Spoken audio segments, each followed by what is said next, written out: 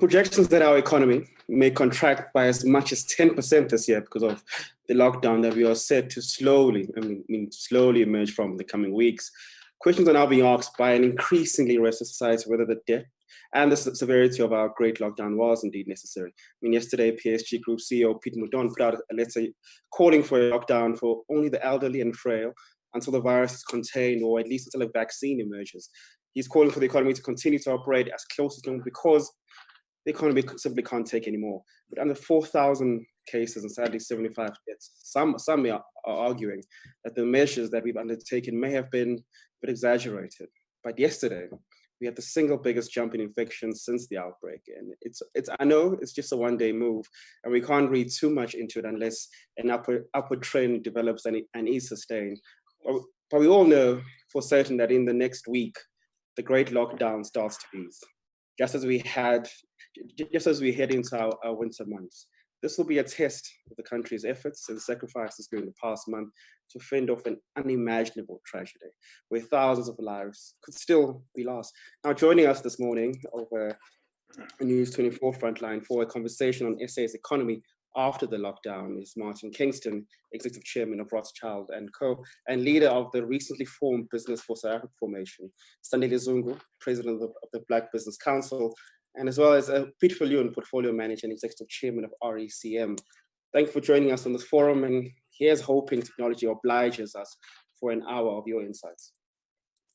Now, Martin, let me start with you.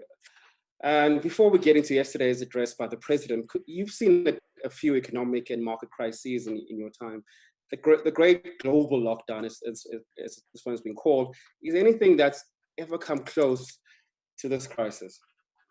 There's nothing, Ron, and good morning to you, your viewers, and Sandile and Piet. The reality is that we are in a completely unprecedented set of circumstances, uncharted waters. We have had 95% of the world's population and economy locked down now. Their borders sealed. There's no cross-border investment. There is effectively no cross-border movement of trade. And the financial markets, as we've seen, have reacted accordingly with massive volatility, huge flows in terms of temperament and emotion. And frankly, none of us really know how long COVID-19 is going to endure, how deeply it's going to ravage society, both in terms of at a humanitarian level and at an economic level. And I'm discussing globally. I'm not discussing within South Africa. There's actually no purpose in having a South African conversation unless we contextualize this in a global forum as to what is happening. And we can see that many countries are adopting different strategies to deal with this issue. I also think you're correct in saying that we haven't even begun to see the impact from a humanitarian healthcare perspective. Certainly we have already from an economic perspective on South Africa, and I have no doubt you'll be discussing that today. So the truth of the matter is that we are all trying our best with such information, empirical or otherwise, as is available to us today, to determine what is the best long-term, medium-term, and ultimately long-term strategy to address the challenge of COVID-19, although I know that the focus may well be on what the trajectory is in a post-COVID-19 world. We can certainly rely upon having some experience of what happened in the financial crisis. We can look back at the Great Depression, and of course, at the Spanish influenza. Those are all useful inputs, but COVID-19 is really a law unto itself, which we're still trying to work our way through. Sandile, across the world, commentators have said that this virus exposes inequalities in their societies, whether it's in the US, Europe, and so on. In the case of South Africa, what do you think this virus will expose more clearly for all of us?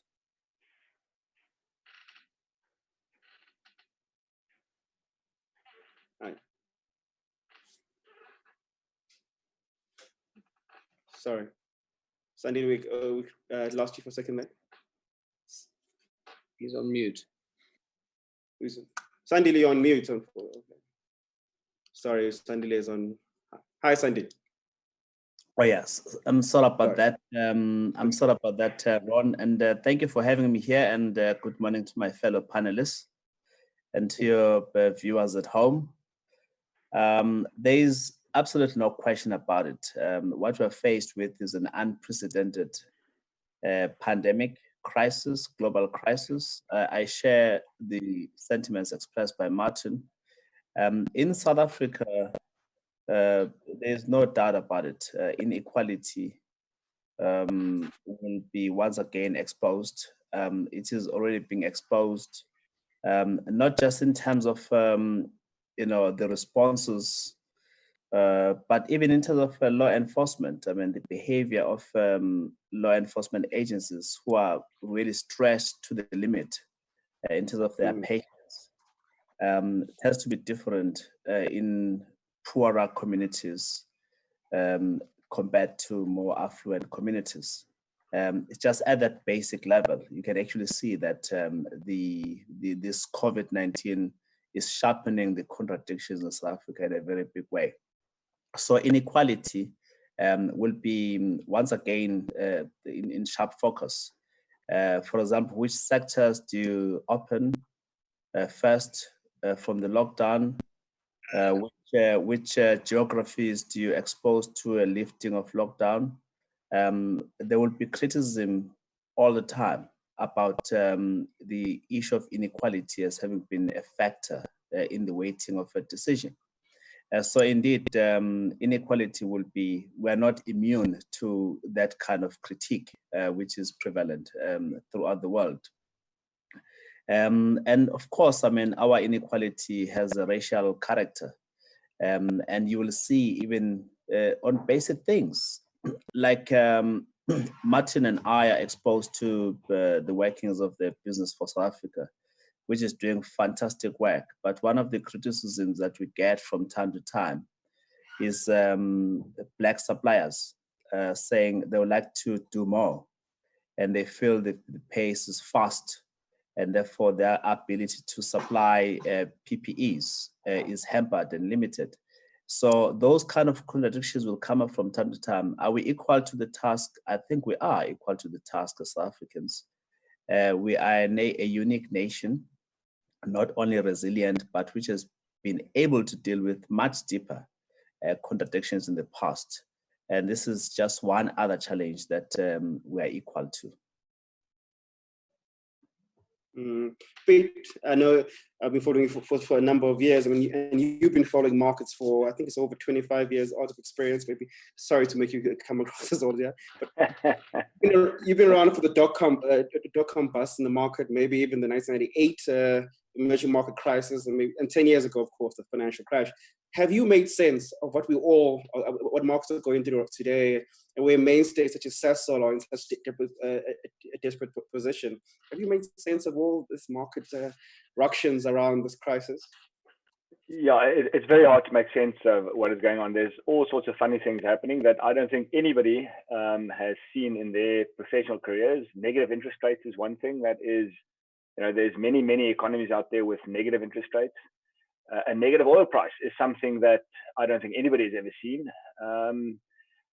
There's huge concentration markets. One stock like Apple is worth the whole market capitalization of Russia and Brazil put together at this point.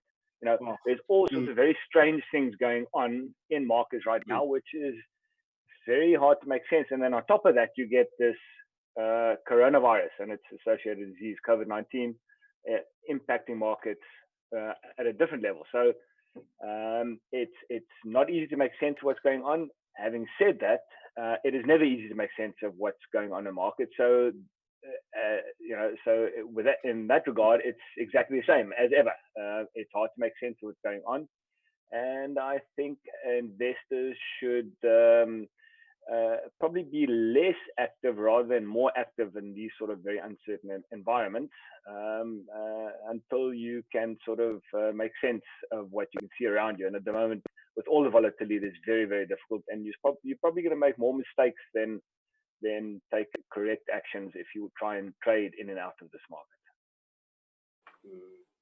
Now, gentlemen, the reason we're also having this conversation, last night we had the president easing up our lockdown, and in particular, following on what PSG Group CEO Piet said in his letter last night. Martin, what are your thoughts on on level 4, the move to level 4, which begins next week? And is that enough to start breathing some life into our economy? Well, Ron, we need to have a pragmatic and realistic view about what is about to happen and what has happened to date. Firstly, I should say that this is a healthcare, economic, and societal challenge which is unprecedented in South Africa and globally. And it's not a question of dealing with one of these issues, it's a question of dealing with all three simultaneously.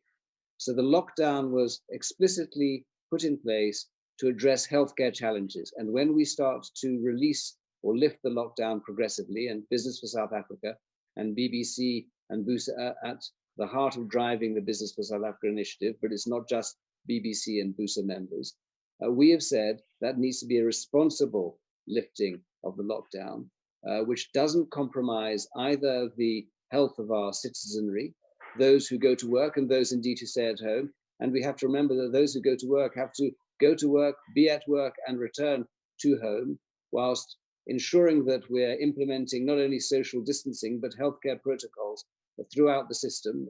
And that will be elaborated upon, but it's very difficult to police and absolutely critical that we can ensure that we do so. At the same time that we return to economic activity, those sectors of the economy and those regions in the country where we can make the biggest and quickest contribution without, as I said, imperiling the healthcare of the nation, at all times having a view to the fact that the fabric of society is under enormous stress. And I'm sure that we'll be talking about that. It's a matter that Sandile and I have already discussed several times over the past few days and weeks. We need to preserve the structure of society to the extent that we can.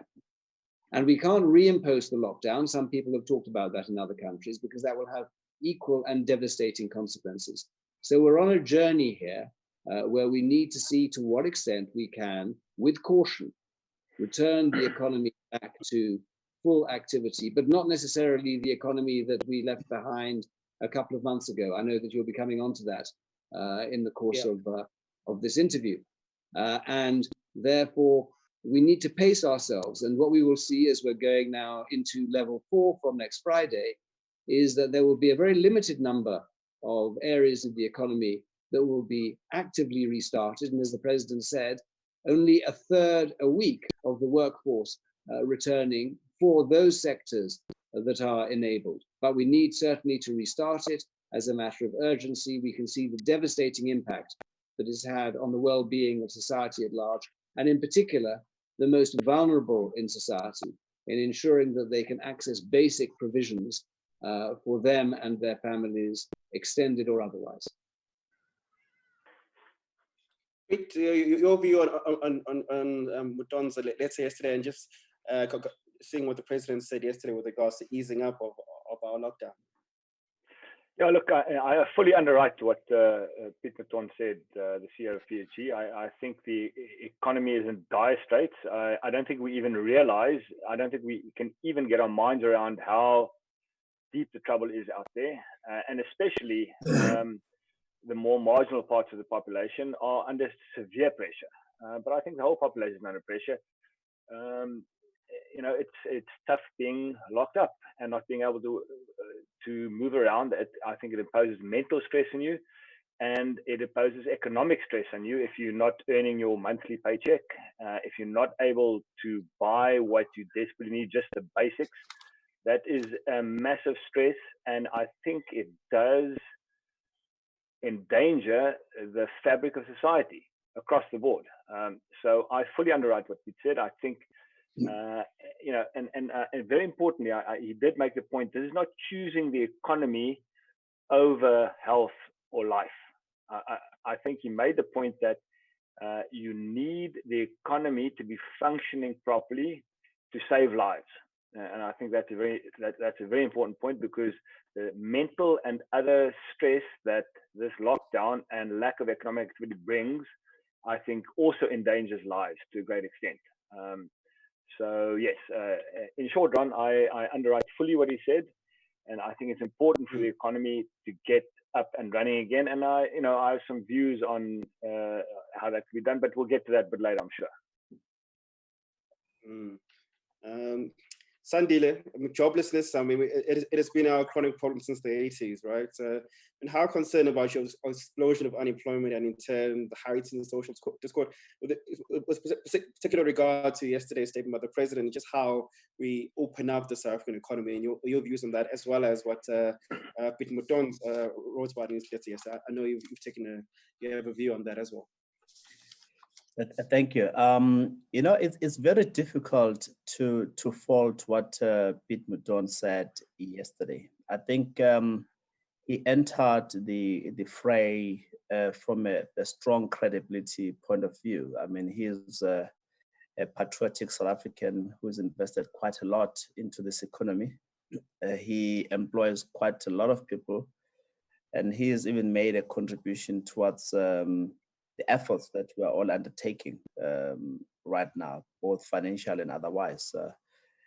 So when he cautions that maybe the mortality of our economy is being tested to the limit, and we must think about that, because beyond the lockdown, we must still have a viable, resilient, dynamic economy, which is globally competitive.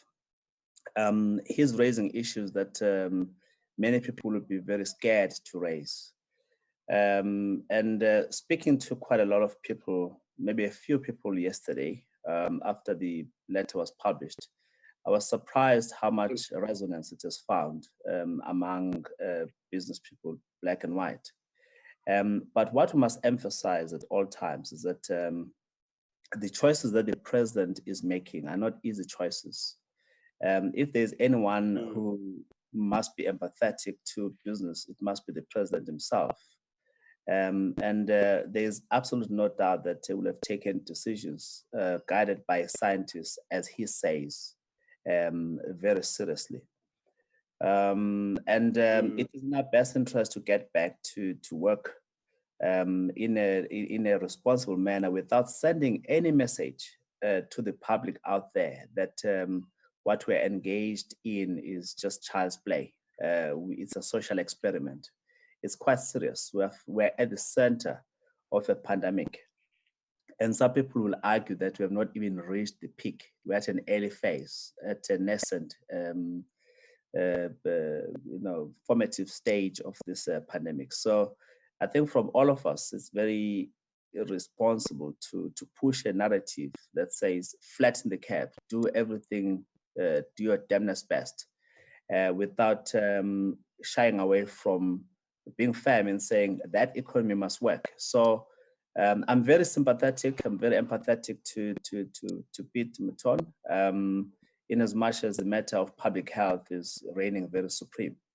Now, 500,000 jobs, we estimate from the Black Business Council, using our experts, will be lost in the informal and formal sector in the SMME space. And add to that what is already happening among large banks preceding the lockdown, and large employers in all sectors, we would be faced with a bloodbath. If unemployment brings indignity, because no one wants to go and queue in a social services queue to get a stipend, where there's a grant, and then go home and say, I've delivered. Now, every person wants to sweat to provide for a family. So unemployment brings a lot of indignity, and we must do our damnedest best to quell unemployment. And so the longer we extend this lockdown, and if we manage the lifting of the lockdown in an irresponsible manner, without due consideration for economic factors, we'll pay the heaviest price for the longest time. So we're deeply concerned about the spate of unemployment that's going to hit our people beyond the lockdown. Once everyone is back at work, and those who are faced with the realities of being unemployed for the long term will feel very lonely. And I don't know what sort of social or civil discontentment will accompany that. God forbid. Back to you, Piet. Like when you answered it, you said you have some views on just how we go about unlocking this economy going forward. Can you share some of your thoughts on just how we unlock this economy and safeguard us from any further damage? Look, I think I should preface anything I say by also mentioning that the president and his cabinet face very tough and hard choices. So whatever I'm saying isn't in criticism of what they're saying. They have a very hard job. So it's very easy for me to sit here and say this, that, and the other. But I would like to make a few comments, what I think would probably be better for the economy. And that's to probably have less restrictions, but more focus on what we know works. And what we actually know works is social distancing. We know hygiene works. We know taking care of the elderly and vulnerable through isolation and special care works.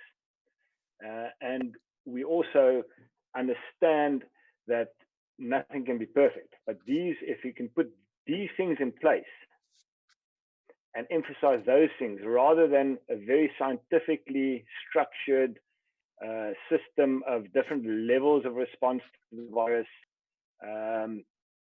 which is basically a sort of a command and control type environment, which sounds very scientific and is based on science, but where the tar hits a road, it doesn't always work out as well as the top-down planners think it might work out. So the implementation is never as good as the plan itself sounds. So I think a much more simple plan of social distancing, proper hygiene, wearing masks, as the president pointed out last night, taking care of the vulnerable and the elderly, that sort of plan with a more free economic environment, free for people to go out there and do a job and produce income, produce services, and generate jobs. I think that is a much better environment on balance for both the health of people and also for the economic health of people. On balance, I think that is a better outcome. And that is one that I would motivate for very strongly over time. Now, Martin, we don't know the exact details of the sectors that'll be open as yet. We're still waiting for announcements there. But in your view, what are those sectors that need to be unlocked urgently in the beginnings of hopefully our economic recovery? Well, we are doing work, Ron, that is focusing on 3 phases. The first phase is the phase we're in, that is the lockdown phase. The second is releasing the handbrake in terms of the lockdown, progressive relaxation of lockdown. I think we should assume that will go on probably until the end of this year. And the third is the economic recovery post COVID-19, phase 3. All of that work is happening at the moment concurrently under the auspices of Business for South Africa. Well, you're talking specifically about phase 2, and that work started in earnest about 2 weeks ago. We're sharing our views with government. Business at the end of the day is just one source of input to a very complex decision-making. And I think Piet is right. None of us would really like to be part of the Corona Command Council. It's very easy to have opinions from the outside, but there are weighty issues that need to be balanced in taking difficult decisions that can't easily be reversed. What we have said is that first and foremost, we need to return to work those sectors of the economy where there is the lowest possible risk of transmission. Okay, so people can observe social distancing and health protocols, not just transmission at the workplace, but as I said earlier, on the way to and from work. We have to remember that they return to their families and in many cases, extended communities where it's not so easy. It's not so easy to have social distancing as many of us perhaps participating in this conversation can ourselves do today. The second is that there need to be sectors of the economy which can make a direct contribution both to employment on the one hand and possibly to export earnings on the other hand, and do so quickly and immediately. So, for example, we know sadly that the leisure industry is not going to be reactivated in the immediate short term. The travel industry is not going to be reactivated in the immediate short term. But do we need to reactivate the logistics chain, the food distribution sector, the export of wine, for example? Absolutely, we do. There are many other sectors that can operate. The third area is, as Piet has said, we need to ensure that those that are vulnerable are not exposed. That includes the elderly, those with any form of comorbidity, any compromise from a health perspective. They should not be exposed either in the workplace or more broadly to the possibility of infection. All of this designed to ensure that we can reinforce the front line of defense, which is our healthcare system. That's not just the hospitals, including the field hospitals that we will have to build and that we are building, but most importantly, the workers who are absolutely critical, whether they're the doctors, whether they are the nurses, whether, by the way, they are the mortuary attendants, whether they are the cleaners, the taxi drivers. The president enumerated many of these people who are in the front line of defense. We need to make sure that they are reinforced. Now, in that particular context, we have limited supplies of PPE currently in the country. Our ability to manufacture face masks needs to be ramped up significantly, as is the ability to manufacture hand sanitizer, for example. Those protocols were already referred to by the president yesterday. We would all, I'm sure, universally and unanimously agree those protocols need to be observed. We don't have enough face masks or hand sanitizers in the country right now. We either have to import them or, more importantly and preferably, we have to manufacture them. We need to create the space so to do. That doesn't just create employment, because Sandile is absolutely correct. In fact, our estimates are that the best case scenario is that 1 million people will permanently be added to the list of those already on the unemployment list. And the president indicated in his fiscal stimulus statement earlier this week that there's significant attention being paid to how we can address and reinforce those who are unemployed, returning those to employment. We need to talk about that, I'm sure, in the course of this show.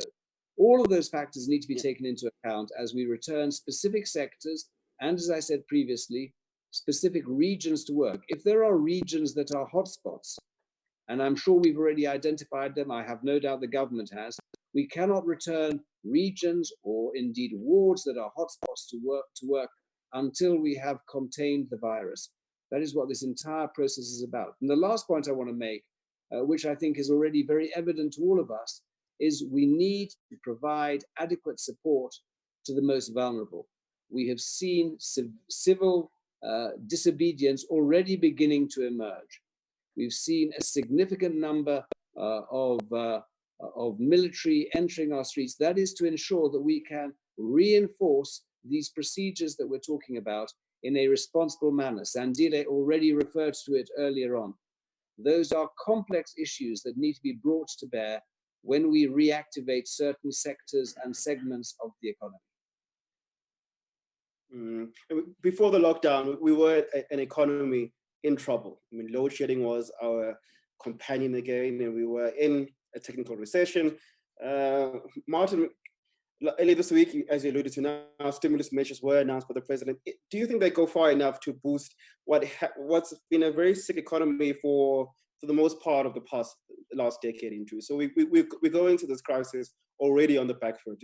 What are your thoughts on that 500 billion rand injection into the economy?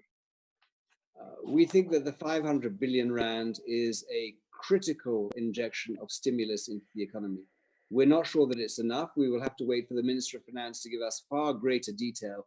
He's speaking, as you know, today. He's going to have to table a new budget. By the way, the last budget hadn't gone through the appropriation process properly. So there are some constitutional issues that need to be navigated in very uncertain circumstances.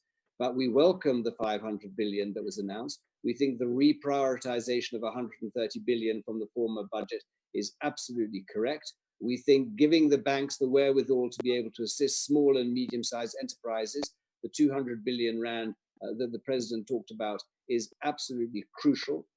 As Sandile discussed, SMMEs are actually the most exposed, the most vulnerable of businesses. They don't have the defenses that larger companies may have to fall back on. We need to protect them. That's where the greatest amount of both economic activity and employment can and should reside.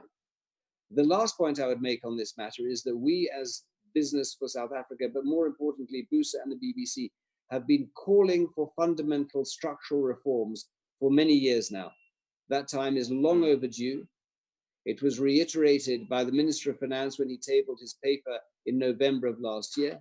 We think that there is no time to lose, and the President has actually made it clear that phase 3 is about embarking upon a radical reform of the structure of this economy, and therefore the 500 billion is not adequate to enable that to happen, but it's a critical ingredient in that process. And we need to explore how we can start to implement those reforms immediately, not, by the way, next year, but immediately. Many of these reforms are easy to talk about and very difficult to implement, and there's a lead lag in the time frame that we need to consider.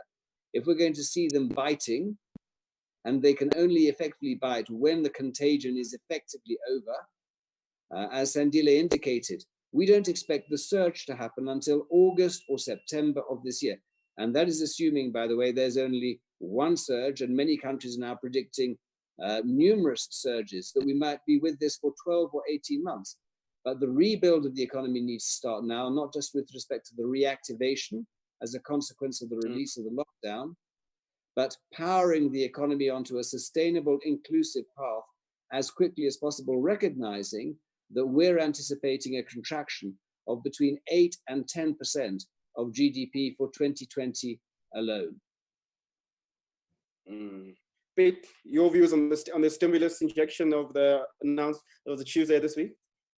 Yeah, no, I think the stimulus injection is necessary. And if you rank our fiscal stimulus across different countries, it ranks right up there with, as a percentage of GDP, it ranks right up there with many, many other countries. So I think the government is doing a good job there in terms of the quantum of the stimulus.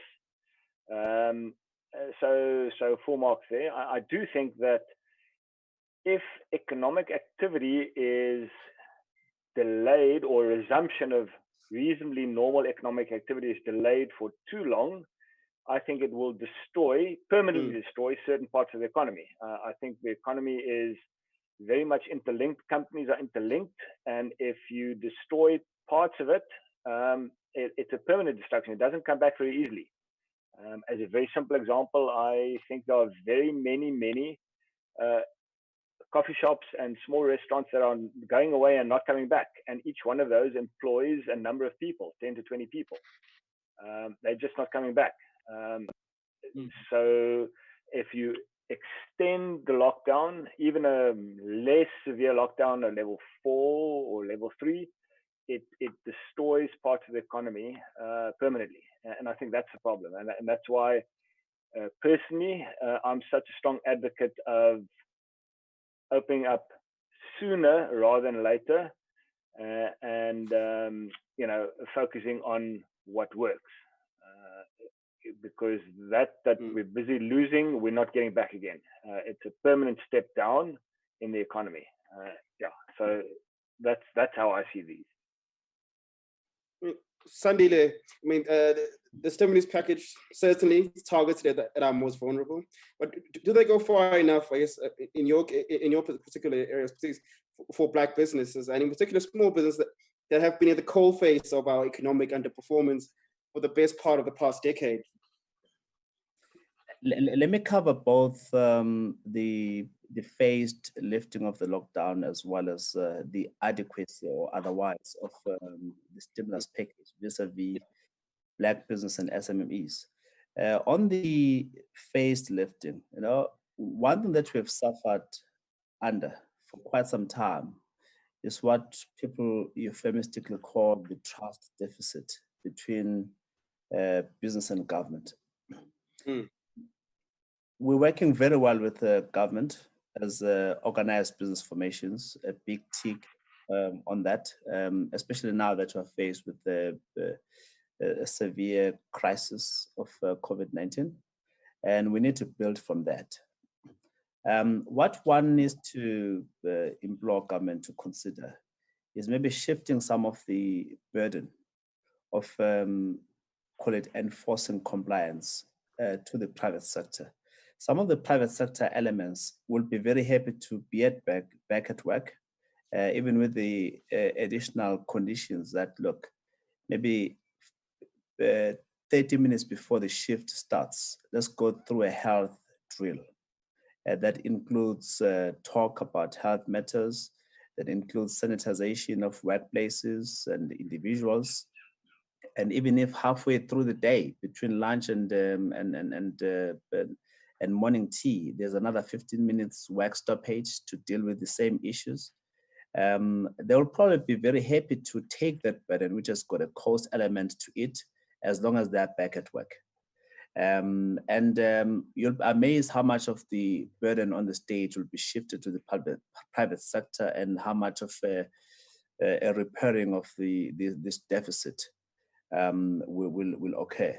So it's very important that whilst we are talking about a facelifting, we continuously monitor to what extent is this trust deficit impaired or improved on.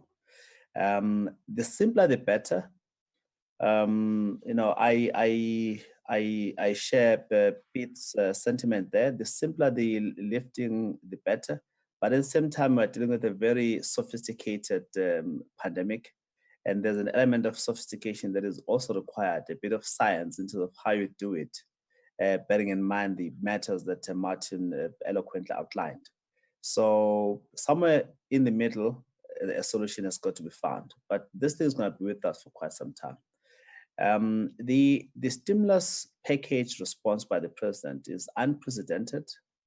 I never realized that so much money could be found somewhere in our economy, somewhere in some drawer to pump into the economy, to get the economy work. It's quite encouraging. That said, the needs of the SME sector are huge. I'm talking about Black SMEs and white SMEs. SME sector, whether you talk about bread and breakfast, people running restaurants, high-end restaurants in upmarket places, they're suffering. These are people without much reserves who cannot bear 1 month of not operating. As Piet correctly says, even if you say the lockdown is lifted, they'll say, sorry, I've got no working capital. I don't have liquidity to restock. I'm shutting down. I'm declaring a force majeure. I rather reopen some other time after taking a deep breath.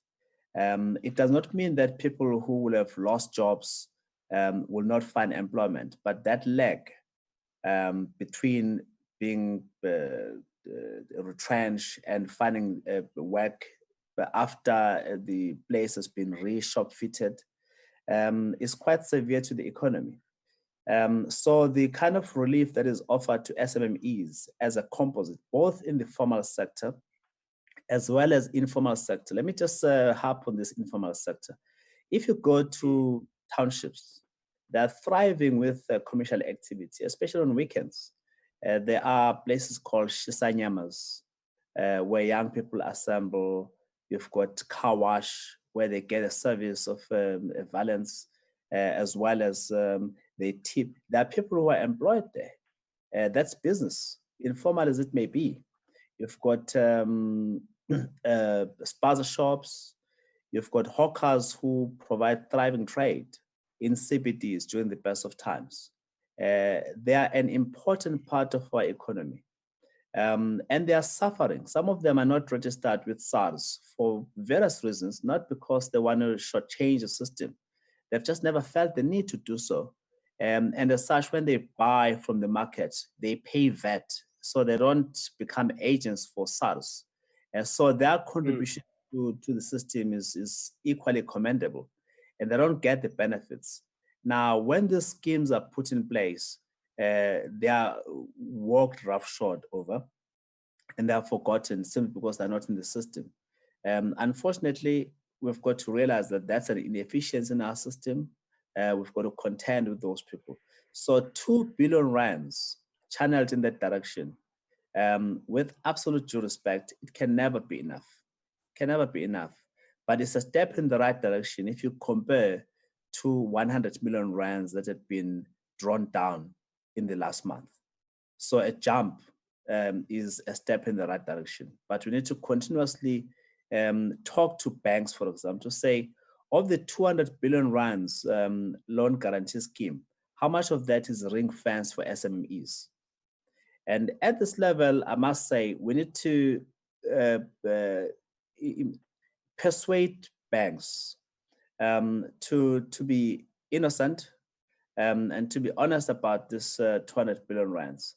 That behavior up to so far has been truly exemplary. So I've got no reason to cast any doubt at all, other than to say 200 billion rands channeled in that direction must definitely benefit those who have been severely affected by the COVID-19 and the lockdown, not necessarily to pulverize and clean up the balance sheets of banks on the bad debts that arise pre-COVID-19.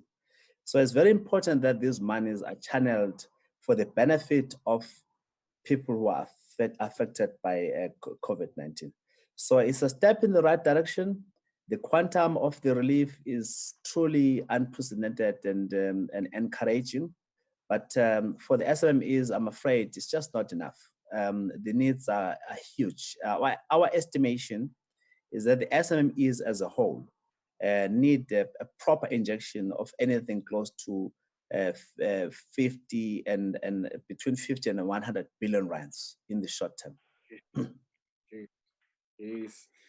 Now, Martin, as we talk about all these sums, these figures, in all the changes we've seen economically over the past a few months, or a few weeks, actually, it seems like months really, or even years, we forget that we've slipped into junk territory when it comes to our debt, Now, how much harder does this make our climb out of our economic troubles? Especially, I know Treasury borrowing costs have already shot up, and I can imagine for the large corporates in the country, they also find debt a whole lot more expensive as we move on.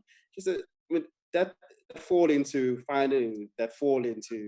full-blown junk state. It's just how much more slippery, I don't know if that's a word, does the slope become? I think that we're on a very slippery slope, Ron, and it's a very steep decline, unfortunately. Let's not forget that before our downgrade to junk, and that was predicted by, I think, all market commentators, it was just a matter of time. It's been exacerbated by circumstances. We were already in a recession. We were already in a recession, compounded by a downgrade to junk, and there are many levels of junk. We are now going to start seeing ourselves slipping further down that particular ladder as well, and then exacerbated by COVID-19. The COVID-19 eclipses, I'm afraid, from an economic perspective, everything that we've talked about to date. The IMF released a report last week called The Great Lockdown, talking about the whole world going into recession, not South Africa, the whole world, all of our trading partners and all of our investment partners. So I think we need to have a realistic assessment. We were sitting at 30% narrow and 40% broad unemployment before the downgrade and before COVID-19. We anticipate that it could go as high as 50% unemployment. Obviously, we're going to do everything in our power as a country, the public and the private sector, the social partners at NEDLAC, to ensure that that doesn't happen. But if we're going to avoid that, we need to have a realistic and honest assessment of what works and what doesn't work. The cost of borrowing is going to go up significantly. We're going to have to look at new sources of capital that previously had not been considered. The president indicated that we will be accessing the IMF COVID-19 special facility. Now, there are no conditionalities associated with that. That is not the same as going to the IMF for an Article 4 approach.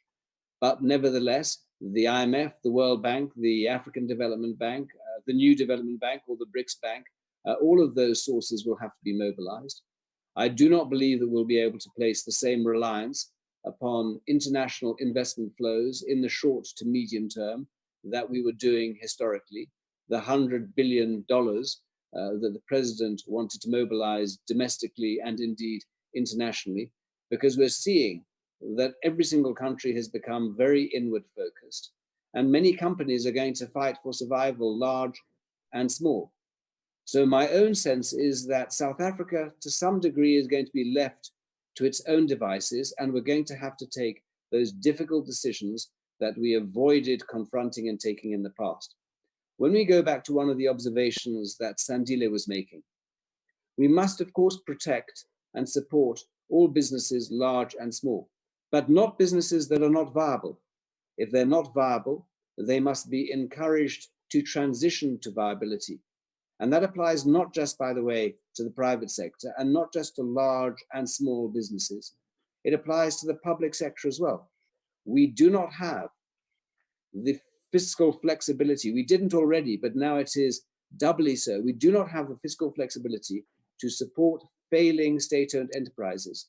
We need to introduce words such as competitiveness and productivity into our everyday vocabulary, regardless of whether it's private or public, and regardless of whether it's large, small, or indeed micro businesses. It is the only way as a country that we are going to survive and pull ourselves out of the circumstances in which we find ourselves, specifically and particularly because of the downgrade and the damage that COVID-19 is going to have wreaked on the economy. Of that, there is absolutely no doubt. So a reconfiguration of the economy is not a nice to have, it's now going to be an absolute imperative. And in that regard, I would like to re-emphasize what Sandile has said. None of us can do it on our own. The public sector and the private sector need to work hand in glove, and labor needs to come to the party. We are in this set of challenges together, and we're only going to be able to climb out of them together, not in a confrontational environment. It doesn't mean, by the way, that we can't have differences of perspective or opinion, but we're going to have to agree on the priorities. We're going to have to be ruthless about execution. And unfortunately, that means that all of us are going to have to make sacrifices along the way and are going to have to agree on those choices. There will have to be that alignment. And I see that happening very quickly. And the processes that we're in at the moment in the context of COVID-19 have forced us into an engagement that is much more proximate and much more urgent than ever was the case before. NEDLAC is sitting as we speak every single day of the week. And when I say the week, I mean including the weekend. These engagements between government and the private sector, including and particularly Business for South Africa, are happening on a dynamic basis across the healthcare, labor market, and economic front all of the time.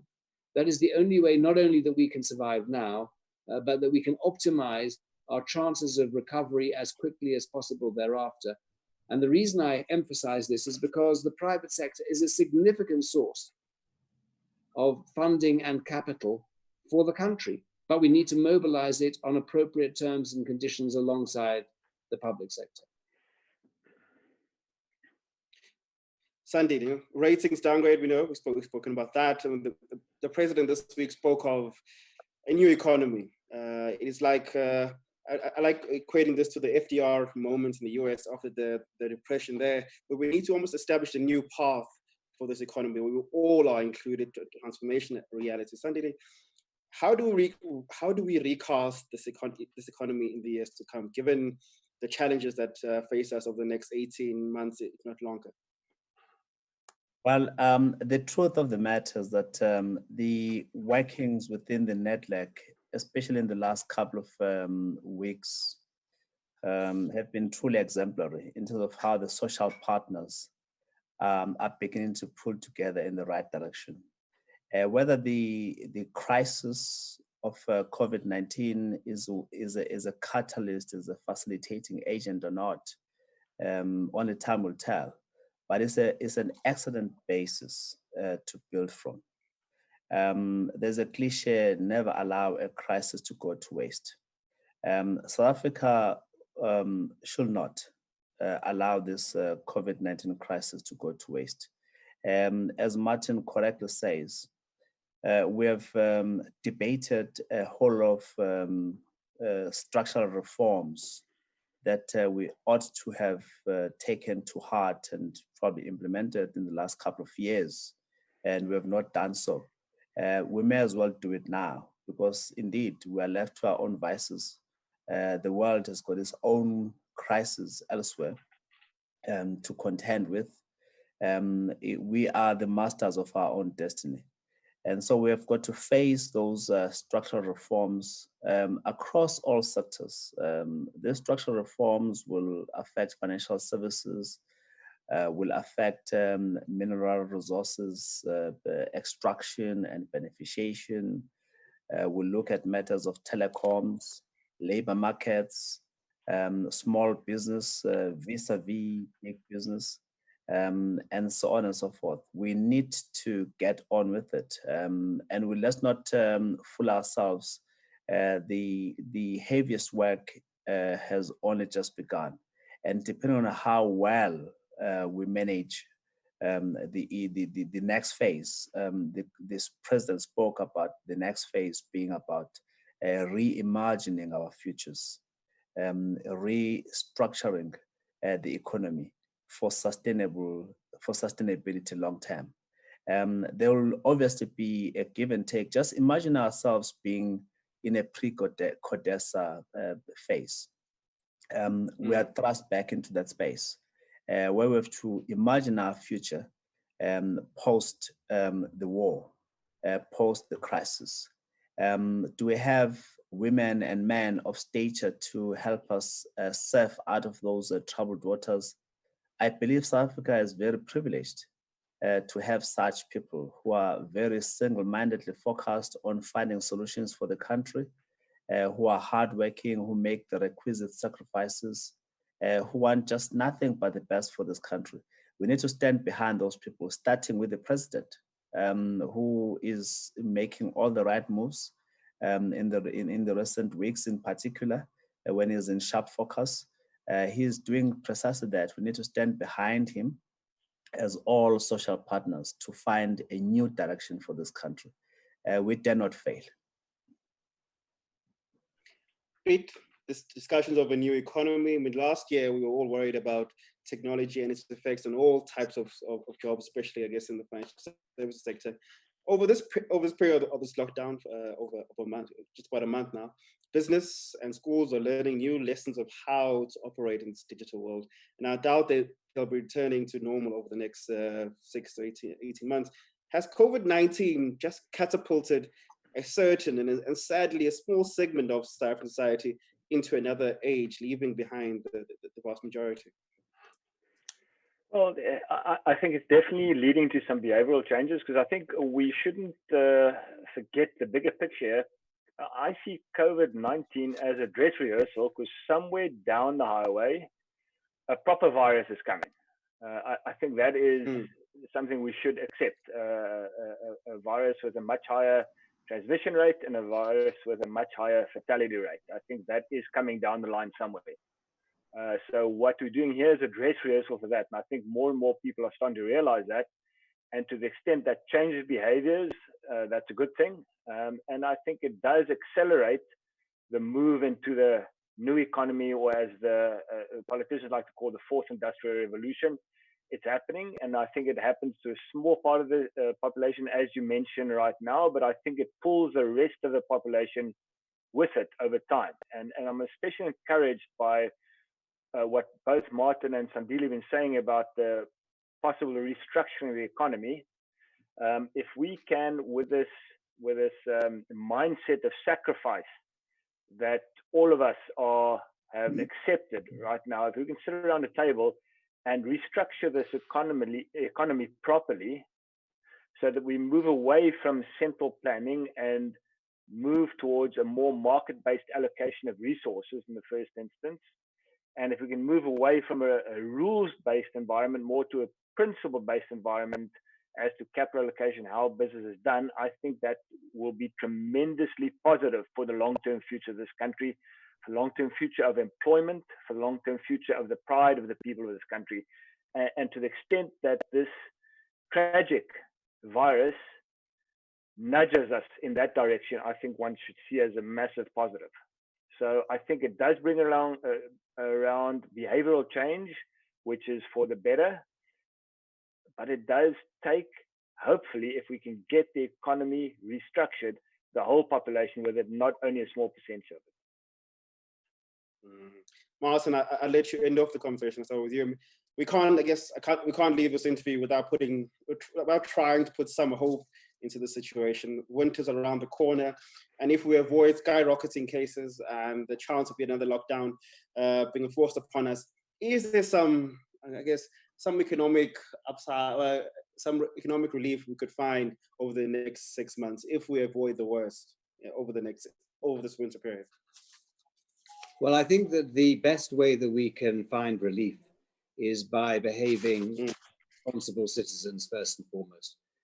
We've all talked about social distancing and observing the necessary health protocols. That's the first point. The second is, I think it will teach us all compassion about our fellow members of society, many, if not most of whom, are in less fortunate positions than ourselves. We launched, as you know, a month ago, the Solidarity Fund. When I say we, I mean the country launched. It wasn't business, it wasn't government, it's a national endeavor. It has been extraordinary to see how a group of people who've never worked together before in very difficult circumstances are coming together, not just in the context of the Solidarity Fund, but nationally to confront this challenge, not just from an economic perspective, but from a humanitarian and a societal perspective, as I said at the outset. Now, I think that solidarity is absolutely fundamental. Those structures that we are building are, in my opinion, here to stay. Not only are they here to stay, but I think that they can reinforce those very reforms that we're talking about. We don't have until next year to embark upon those reforms. We're releasing, as I said, the lockdown progressively from next Friday. We as society must observe the rules. You know, we might not like them all, but we must observe them all. I think that will teach us a new way of behaving, of conducting our lives, of interacting with other people, all of which, by the way, goes to ensuring that we have a more productive, a more competitive, and a more caring economy. And care goes to the very heart of the discussion we're having. If we don't have giving as part and parcel of our key objectives, then we're going to actually exacerbate the stresses and strains on society. We need to become a much more caring and giving society. The initiative that the president took, we didn't need to wait for 6 months or for 12 months, that not only he and his cabinet members, but other key people in the political arena showed salary sacrifice, has been echoed by the private sector. There are enormous amounts of savings, both for companies to survive, but also to ensure that we can redistribute more appropriately. Because actually what we need to do is ensure that we have a more balanced economy and an inclusive economy. So for me, the biggest takeaway in the next 6 months is not that we're going to find any quick fixes, because there are no quick fixes, we know that. It's that we can aggressively implement fundamental structural reform. We can rely upon the fiscal stimulus that has already been put on the table. We can ensure that there is effective private-public cooperation across all spheres of society, both within and outside of business. We can certainly reinforce the need to look after those who are more vulnerable than ourselves. All of that, if I can borrow Piet's word, is a dress rehearsal for when we actually climb out of COVID-19 and are better prepared. And I think that that will feed through very quickly. And I think that it's a blue touch paper that can be lit for all of us. So in my opinion, there is very significant hope. I think we can draw a great deal of comfort from the fact that we are working shoulder to shoulder, not just to confront the virus, but the various problems that have consistently bedeviled South African society over the past 10 and more years. All right, gentlemen, thank you so much for joining us this evening. Just a reminder again, that was Martin Kingston, Executive Chairman of Rothschild & Co. and leader of the recently formed Business for South Africa. Sandile Zungu, thank you so much for coming in, President of the Black Business Council, as well as Piet Viljoen, Portfolio Manager and Executive Chairman of RECM. Thank you so much for joining us this morning, gentlemen. Thank you. Thank you very much. Thank you, everyone.